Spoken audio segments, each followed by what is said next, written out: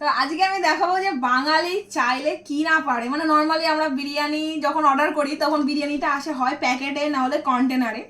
তো আজকে আমি বিরিয়ানিটা অর্ডার করেছিলাম, বিরিয়ানিটা এসছে কাকদ্বীপ থেকে, নেপালগঞ্জ। তো এটা হচ্ছে কৌটো, মানে বিস্কিটের কৌটো, সরি এটা হচ্ছে গ্লুকন্ডির কৌটো আছে, ঠিক আছে, গ্লুকন্ডির কৌটো করে এসছে, মানে দেশি জুগার। আমি দেখবো যে এবার বিরিয়ানিটা কেমন, মানে টেস্টটা বোধহয় আরও বেড়ে গেছে আর কি। বাঙালি চায় না কি না পারে, এটা হচ্ছে বাঙালি। এইসব বুদ্ধি আর কারোর মাথায় আসবে না।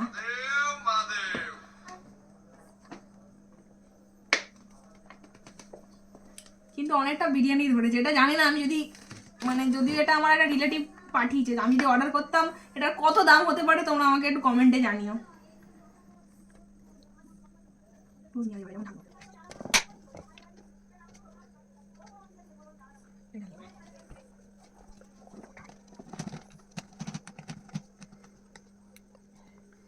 জায়গা হচ্ছে না, এত কোয়ান্টিটি বেশি বিরিয়ানির।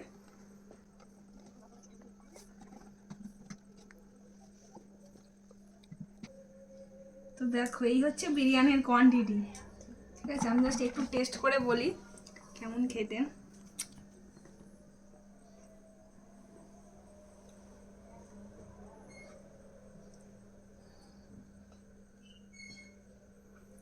বাড়িতে বানানো বিরিয়ানি, কিন্তু দোকানের থেকেও আমার ভালো লাগে। যারা অনেকক্ষণ ধরে জার্নি করে এসছে সেই কাকদ্বীপ থেকে নেপালগঞ্জ, মানে টেস্টটা ঠিকঠাক আছে এখনো। অনেকগুলো চিকেন আছে, অনেকগুলো আলু আছে, কোনটা খাবো বুঝতে পারছি না। এটা এখানে কতজনের বিরিয়ানি আছে আর এটার দাম কত হতে পারে তোমরা কিন্তু কমেন্টে জানিও।